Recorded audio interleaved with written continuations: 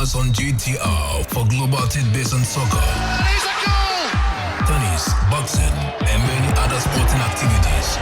What a good shot! Tune in to GTR. What a stadium,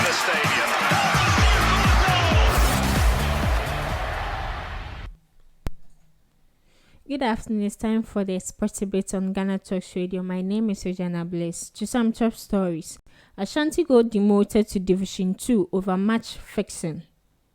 Dreams FC coach blames red card for defeat to Hearts in FA Cup semis. This and more stories coming up. Join us on GTR for global tidbits on soccer, tennis, boxing, and many other sporting activities. What a good shot! Tune in to GTR. What a stadium.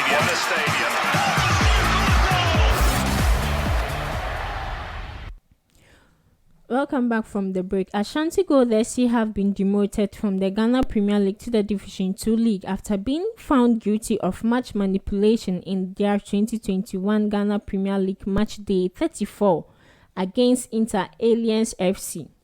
According to the Ghana Football Association, the decision will take effect from the 2022 to 2023 Ghana Premier League season.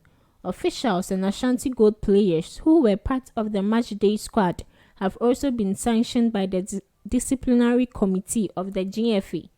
The Ghana Football Association were compelled to launch an investigation into the match after Ashantigold and Inter Alliance reportedly played a match of convenience in the match day 34 encounter of the 2020 to 2021 Ghana Premier League.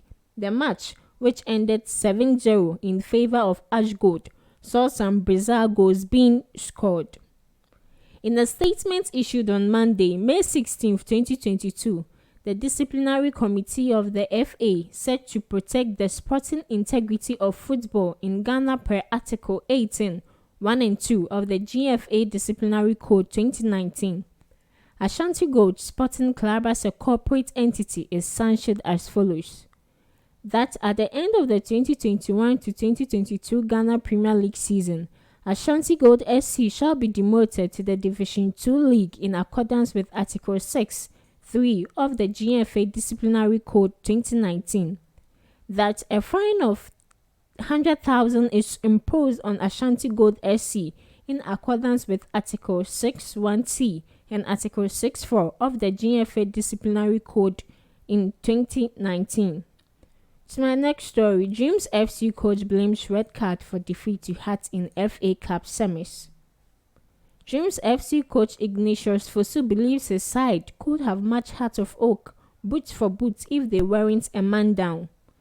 Ibrahim Issa was red carded after a reckless tackle on Hearts captain Mohamed Al Hassan as the Phobians went on to win 3-2 at the Accra Sports Stadium. The former 11 Wonders coach believes the red card was a turning point in the game. Red card was a turning point because we knew from 60th minute they would be gone. They, Hearts of Oak, tried to inject some praise but couldn't. They challenged all three MFs, it still didn't work. So if we had all 11 players, we could have beaten them, he said after the game. Dreams FC got off to a great start after breaking the deadlock just 4 minutes into the game through Sylvester Simba. But the Phobians pulled parity 7 minutes later through forward Benjamin York. Both sides held to go into the break at 1-1, but it was the defending champions who would take the lead after the break. Daniel Efriye scored to give Hearts the advantage. Heart of Oak extended their lead through Saidi Suraj, but a late fight from the Dawu-based outfit saw them get a consolation through Kari Kari.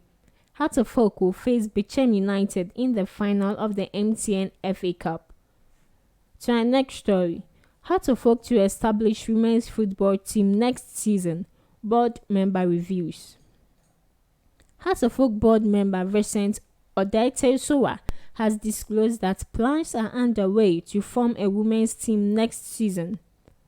This forms part of the Ghana Football Association club licensing requirement for all Premier League clubs in the country. According to the former member of parliament for Dadi Kotopon constituency, the board is currently considering the name for the women's team. Heart of Oak will have its own female team next season. Currently, we have 3 names that the board is considering choosing, and it will soon be made public, Vincent Odote Sowa told Oyariba FM. Heart of Oak recently commissioned a new commercial center here in the capital. The majority shareholder of the club, Togbe Afedu, has also cut sold for the construction of a new ultra-modern office for the club. Ghana FA President confirms imminent appointment of Otto Addo and others. Ghana FA President Kut Okereku has finally confirmed efforts by the football body and other relevant stakeholders to secure the services of interim Black Stars coach Otto Addo and his backroom staff on a long-term basis ahead of the FIFA World Cup later this year. Otto Addo has received admiration of all relevant stakeholders after successfully masterminding Ghana's return to the World Cup at the expense of sworn rivals Nigeria in March this year. Otto Addo, a former Ghana player himself, took over the job from Milovan on an interim basis after getting approval from the German side Dortmund, where he is head of talent. Now, with qualification secured, the FA is happy to extend the contract of Otto Addo and his backroom staff made of the likes of Mas UD, George Bratton and Richard Kingston. On his Facebook page, he wrote, "Rumor mongering is becoming the order of the day in football. Just to be clear, I do not have a scheduled meeting with Chris Hampton. The FA, having assessed the work of the technical team of the Black Stars and having engaged all relevant stakeholders, is working to keep Otto, Didi, George and Chris in their respective roles for all immediate assignments. Official announcements expected shortly. Other need areas of the technical team that the coach has identified is being addressed. Ghana will play Portugal, Uruguay and South Korea in the group stages of the 2022 World Cup." We're going on a quick commercial break. We'll be right back.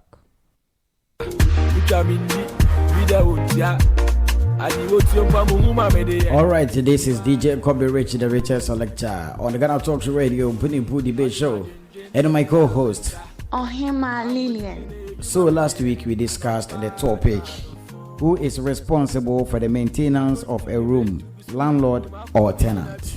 And the discussion was very, very interesting. Let's go and listen to what happened.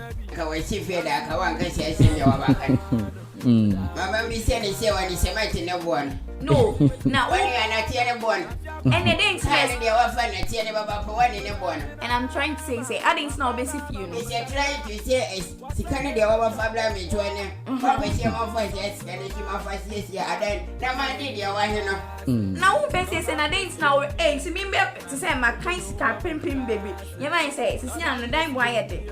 When you're dying quiet, if you're one room self contained, when you're quite terrified, nay, 300 million. This Friday, we are discussing another interesting topic. Is it safe to put a password on your phone?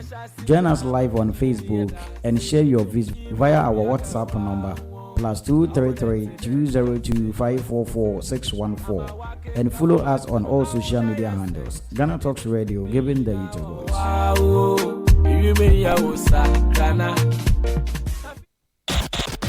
Join us on GTR for global tidbits on soccer, tennis, boxing, and many other sporting activities. What a good shot! Tune in to GTR. What a stadium,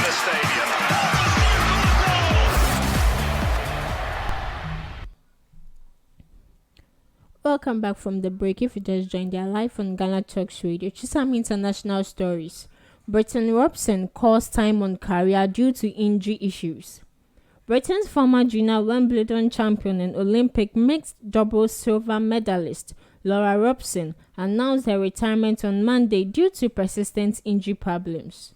A former world number 27, Robson lifted the junior crown at the cross-court Grand Slam as a 14-year-old in 2008 and followed up her success with an Olympic medal partnering Andy Murray at London 2012. The 28-year-old, who made the fourth round at the US Open in 2012 and Wimbledon the following year, had a wrist operation in 2014. Before the 3 hip surgeries derailed her career, she was last in action at an ITF tournament in 2019. I went through every possibility of rehab and of surgery, Robson told the BBC. I had another hip surgery and probably did the best rehab block of my life. And then the second time I hit, I just knew. It feels real to say out loud, but I'm done. I'm retired. I have sort of known that for a while because of what I was told by the doctors last year. But it took me so long to say it to myself, which is why it took me so long to say it officially. To the next story. Manchester United sent Declan Rice transfer warning amid West Ham standoff. Kleberson believes Manchester United should only pursue Declan Rice if he will fit in with the system used by Erik ten Hag as they weigh up a potential €100 million swoop for the midfielder. The 23-year-old has been linked with a move away from West Ham United this summer, with Manchester City, the Red Devils and Chelsea all reportedly keen on the player. Ten Hag is set to make a new midfielder his primary target in the transfer window as he looks to bolster his squad. Rice could be someone who makes the move to Old Trafford, although West Ham are hugely reluctant to lose arguably their brightest prospect.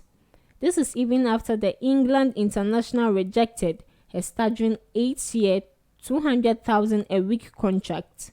He has so far turned out 3 new deals with the Hammers, who are keen to keep him from the clutches of their Premier League rivals. However, the Red Devils are hunting for new midfield options, with Nemanja Matic, Juan Mata and Paul set to leave the club with their contract expiring. Kleberson, who spent 2 years at United, admitted Rice would not be a big signing despite his quality. He told Goal whether Declan Rice is worth €100 million depends on how Erik ten Hag wants to play.